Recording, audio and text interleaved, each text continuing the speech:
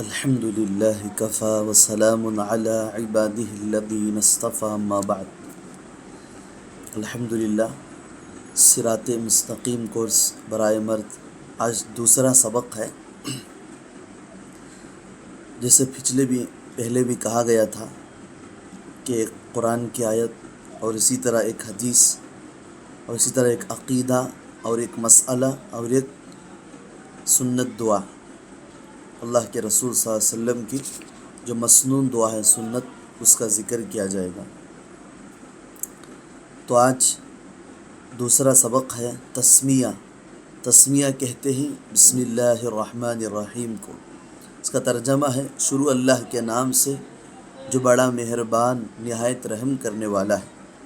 تسمیہ یعنی بسم اللہ یہ قرآن حکیم کی ایک آیت ہے جو صورتوں کے درمیان فرق کرنے کے لیے نازل کی گئی ہے۔ ایک صورت اور دوسرے صورت کے درمیان فرق کرنے کے لیے، الگ الگ بتانے کے لیے اللہ نے اس کو نازل کیا ہے، اور یہ کسی خاص صورت کے شروع کا حصہ نہیں۔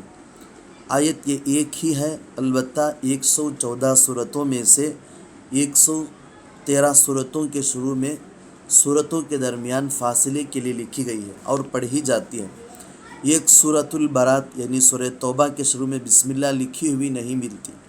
اس کا حکم یہ ہے کہ اگر پیچھے سے تلاوت کرتے آ رہے ہیں تو یہاں بسم اللہ نہیں پڑھی جائے گی۔ یہ سورہ توبہ جو ہے اس سے پہلے سے تلاوت کرتے چلے آ رہے ہیں تو بسم اللہ نہیں پڑھیں گے، اور اگر تلاوت شروع ہی یہاں سے کر رہے ہیں، یعنی اگر سورۃ التوبہ ہی سے شروع کر رہے ہیں تو یہاں پر بسم اللہ پڑھی جائے گی۔ حدیث شریف، مال امت مسلمہ صلی اللہ علیہ وسلم کے لیے آزمائش ہے۔ نبی اکرم صلی اللہ علیہ وسلم نے ارشاد فرمایا، ان لکل امت فتنۃ وفتنۃ امتی المال۔ مشکوٰۃ شریف کی روایت ہے، اس کا ترجمہ ہے یقیناً ہر امت کے لیے ایک آزمائش کی چیز رہی ہے اور میری امت کی آزمائش مال ہے۔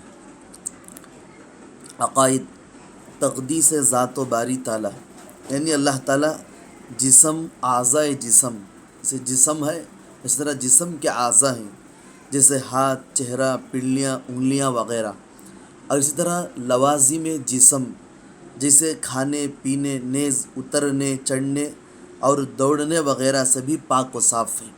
اس طرح انسان کے اعضاء ہوتے ہیں، ہاتھ، پیر، کان، یہ سارے چیزیں، اور اسی طرح لوازم جسم کے لیے کھانے کی، پینے کی، سونے کی ضرورت پڑتی ہے۔ ان تمام چیزوں سے اللہ تعالیٰ پاک و صاف ہیں۔ قرآن و حدیث میں جہاں اللہ تعالیٰ کی طرف سے اعضائے جسم یا مخلوق کی صفات کی نسبت ہے، وہاں ظاہری معنی بالاتفاق مراد نہیں ہے۔ یعنی قرآن میں بہت ساری جگہ ہے، یدن ہے، وجہن ہے، یہ سب سارے چیزیں استعمال ہوئے۔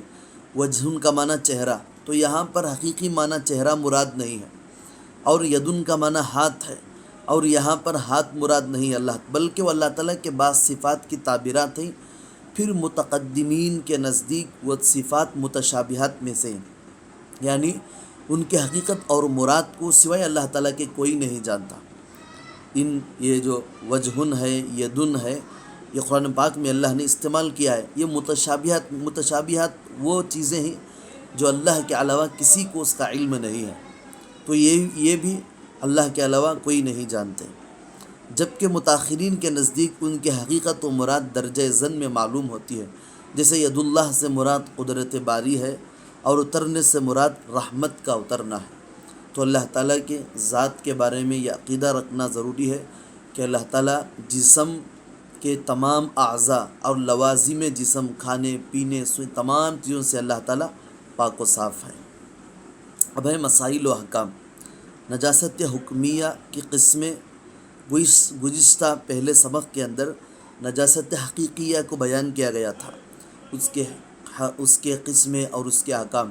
اب نجاست حکمیہ ہیں، اس کے احکام اور اس کے قسمیں کیا ہیں۔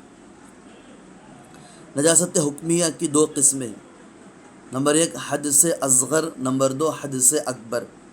حدث اصغر چھوٹی نجاست کو کہتے ہیں اور یہ بے وضو ہونے سے لاحق ہو جاتی ہے۔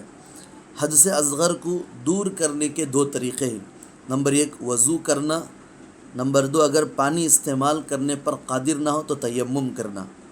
نمبر 2، حدث اکبر بڑی نجاست کو کہتے ہیں اور یہ 3 طریقوں سے لاحق ہوتی ہے۔ پہلا، جنابت یعنی شہوت کے ساتھ منی اپنی جگہ سے خارج ہو کر جسم سے باہر نکل جانا۔ نمبر 2، حیض یعنی بالغہ عورت کو ہر ماہ آنے والا خون جو کم سے کم 3 دن اور زیادہ سے زیادہ 10 دن سے ہوتا ہے۔ اور تیسرا ہے نفاس، زچگی یعنی بچے کی ولادت کے بعد آنے والا خون جس کی کم سے کم مقدار مقرر نہیں اور زیادہ سے زیادہ 40 دن ہو سکتا ہے۔ تو یہ حدث اکبر بڑی ناپاکی ہے۔ حدث اکبر سے پاک ہونے کے 2 طریقے ہیں۔ نمبر 1، غسل کرنا۔ اگر پانی استعمال کرنے پر قادر نہ ہو، غسل نہیں کر سکتے، تو تیمم کرنا، اس سے پاک و صاف ہو جاتے ہیں۔ اب آگے ہے مسنون دعا، سو کر اٹھنے کی دعا۔ الحمدللہ الذی احیانا بعدما اماتنا والیہ النشور، بخاری شریف جلد نمبر 2۔ ترجمہ، تمام تعریفیں اس اللہ کے لیے ہیں جس نے ہمیں نیند کے بعد جگایا اور اسی کی طرف اکٹھے ہونا ہے۔ بس اللہ سے دعا ہے کہ اللہ تعالی ہم تمام کو یہ باتیں سننے کی اور سمجھنے کی اور اس پر عمل کرنے کی اللہ توفیق عطا فرمائے۔ آمین۔ وآخر دعوانا ان الحمدللہ رب العالمین۔